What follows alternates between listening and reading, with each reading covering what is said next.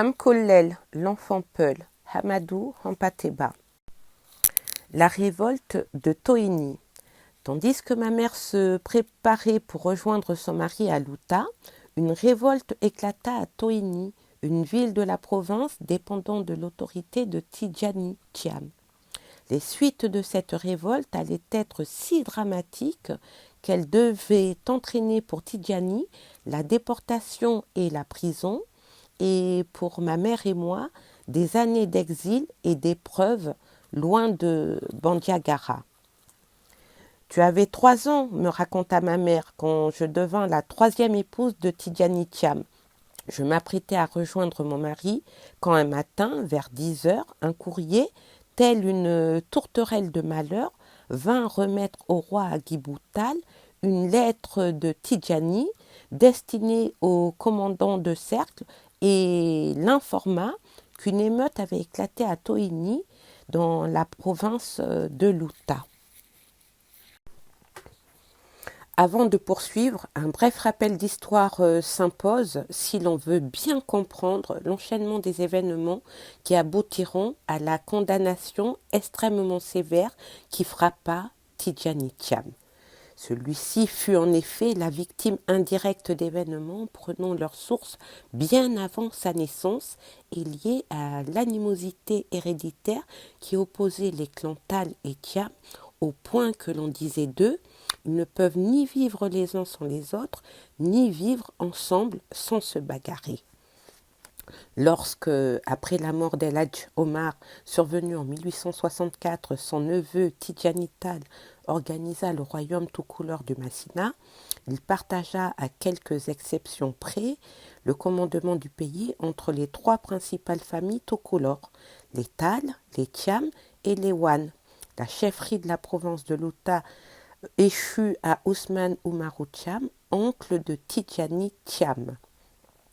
Le roi Tidjani Tal mourut vers 1887-88. En 1893, les troupes françaises commandées par le colonel Archinard s'emparèrent de Bandiagara où régnait alors, depuis 2 ans, Amadou Chekou, fils aîné d'El Hadj Omar, qui était venu s'y réfugier après la prise de Ségou par les Français. Amadou Chekou devait se livrer par la suite à des combats désespérés dans la région, mais inférieur en force et en armes, il dut se replier peu à peu jusque dans la région de Sokoto, nord de l'actuel Burkina, où il mourut vers 1897. Du vaste empire fondé par El Hadj Omar, il ne restait plus à l'est que le royaume tout couleur du Massina, fondé par Tidjani Tal et qui n'avait plus de chef. Fin politique, le colonel Archinal ne voulut pas supprimer immédiatement le pouvoir tout couleur, dont les structures administratives et hiérarchiques pouvaient au moins provisoirement lui être utiles. Il mit en œuvre un compromis habile en proposant au gouvernement de la République française de nommer roi de Bandiagara un autre fils d'El Hadj Omar, Agibou Tal, ancien roi de Djinguiraï, Fouta Djinlo, qui s'était rallié à lui quelque temps auparavant et qui était arrivé à Bandiagara à ses côtés. Cette proposition fut acceptée par Paris et c'est ainsi qu'Agibou Tal devint roi de Bandiagara en vertu d'un décret du président de la République française qui avait elle-même coupé le cou à son dernier roi. On a beau critiquer Agibou Tal pour son ralliement, mais l'honnêteté oblige à dire que grâce à lui, bien des vies humaines furent sauvées à une époque où, de toute façon, il n'y avait plus aucun espoir pour les tout couleurs face à la supériorité de l'armée française. Grâce à Agibou Tal, un grand nombre de tout couleurs qui avaient été faits prisonniers lors des prises de Ségou, Nioro, Diéné, Bandiagara et Dounsa furent libérés. Les chefs de famille qui voulaient retourner au Fouta, Toro, Sénégal ou Fouta Djinlo, Guinée, furent rapatriés sous la protection de l'armée. Il est hors de doute que sans la médiation d'Agibou Tal, les tout-couleurs auraient connu un sort beaucoup plus pénible. Avant de se lancer à la poursuite d'Amadou Chekou, Archinard flanqua le nouveau roi de Bandiagara d'un résident français et laissa un bataillon sur place. Éminemment intelligent et cultivé, le nouveau roi possédait d'indéniables qualités, mais malheureusement, il était habité par une rancune tenace à l'égard des Tiam, auxquels il n'avait jamais pardonné la lointaine destruction à Halwar, dans le Fouta Toro, d'une petite mosquée construite dans sa cour par le grand-père des Ladjomar. Il voyait donc d'un assez mauvais œil les Tiam, par ailleurs toujours quelque peu goguenards et insolents, régnaient à la tête de la province la plus riche du pays, et il se saisit du premier prétexte pour tenter de les abattre. Un poème assez irrespectueux à son endroit ayant circulé à un certain moment, il en attribua la paternité à son neveu Ousmane Oumarou Thiam, chef de la province de Louta, qui avait été mis en place par le roi Tidjani Tal lui-même. Ousmane était le fils d'une sœur d'Aguébou. Par respect pour son oncle maternel et pour se plier aux prières de sa mère qui espérait peut-être une grâce, il ne fit rien pour se défendre ni pour se protéger. Hélas, après une flagellation honteuse sur la place publique, il fut exécuté. La réaction des Tiam fut telle qu'on craignit une émeute.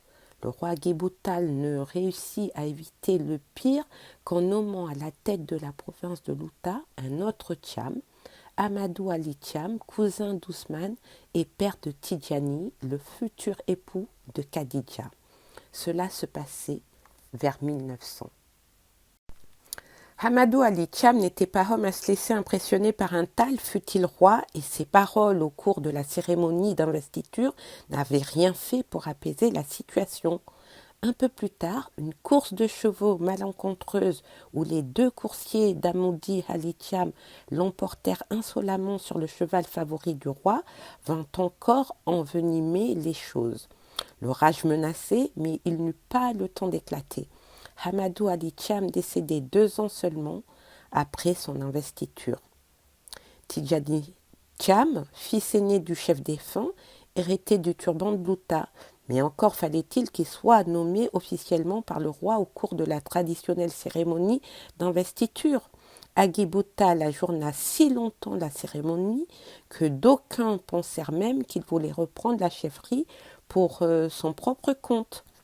Finalement, poussé à agir par les autorités françaises qui craignaient des troubles, il se résigna à nommer Tidjani Thiam chef de province.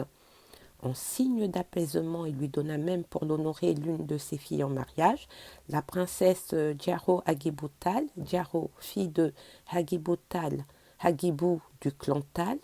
De tels gestes étaient fréquents à l'époque et s'y opposer eût été une offense impardonnable. Au moment où se déroulaient ces événements, les démarches en vue de conclure le mariage avec ma mère étaient en cours. Tidjani se transféra à Louta avec une cour particulièrement brillante. Il avait pour coadjuteur principal son jeune frère Badara, Amadou Ali Thiam, le plus populaire des jeunes gens du royaume, dont les griottes chantaient partout les louanges. Les autres frères de Tidjani le suivirent également pour l'assister. Presque tous les camarades de son association le rejoignirent à Louta, où il les combla de largesse. Tierno, Bokar et Bokari Paté, les amis de toujours, l'accompagnèrent également, mais rappelés par leurs obligations à Bandiagara, ils ne s'attardèrent pas.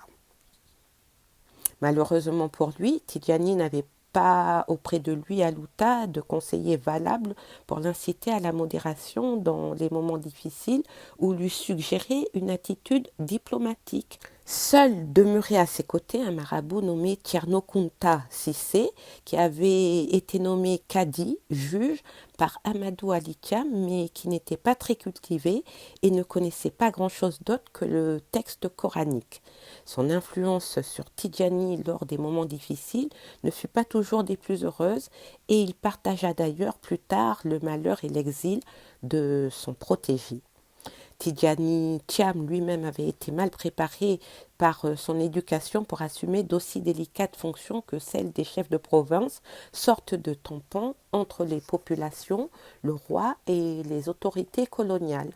Son père Amadou Ali Thiam, conformément à une coutume des seigneurs tout couleur, l'avait élevé à la dure, le faisant vivre et travailler avec les captifs, les palefreniers et les paysans pour bien lui faire connaître ce qu'était la vie de ses futurs sujets et le préparer à d'éventuels jours d'épreuve. Je te fais vivre ainsi, disait-il en prévision de demain. Toujours est-il que Tidjani, qui avait très peu fréquenté les seigneurs et les gens de cour, connaissait davantage les durs travaux des champs et l'entretien des chevaux. C'était un cavalier exceptionnel que le cérémonial et le savoir-vivre des cours princières. Comme tout bon paysan, il était resté ingénu et assez entêté. Il attachait à sa parole une valeur religieuse, pour ne pas dire superstitieuse. Pour lui, mentir ou se dédire était non seulement une marque de couardise indigne, mais un péché grave contre la loi divine. C'est dire s'il était peu armé pour faire face aux roueries politiques de ses ennemis. Pour couronner le tout, il n'avait aucun sens de l'argent. Il le considérait comme une vulgaire balayure et le jetait à tout vent. Ces différents traits de caractère devaient, le moment venu, lui porter un grand préjudice. Un beau jour de l'année 1902, Agui Boutal, qui avait été nommé roi par la grâce de la République française, fut purement et simplement déposé par un nouveau décret du président de cette même République. La France estimait le temps venu de prendre directement en charge l'administration du pays à travers son propre représentant. Un administrateur des colonies nommé commandant de cercle par le gouverneur du territoire, lequel résidait alors à Caille, au Mali. Agui Boutal n'était plus roi en titre, mais il demeurait le chef traditionnel des Ticoulors, qui l'appelait toujours Fama, roi, et la consigne officielle était de le ménager.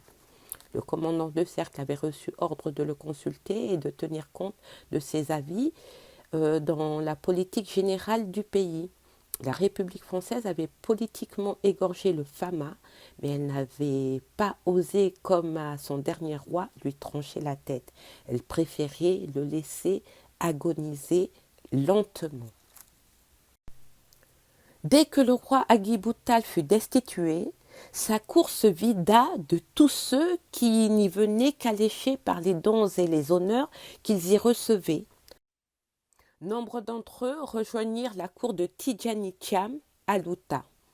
C'est le moment que choisirent des griots et des captifs quelque peu effrontés pour remettre en vedette le poème qui avait valu à Ousmane Oumarou Thiam d'être condamné à mort.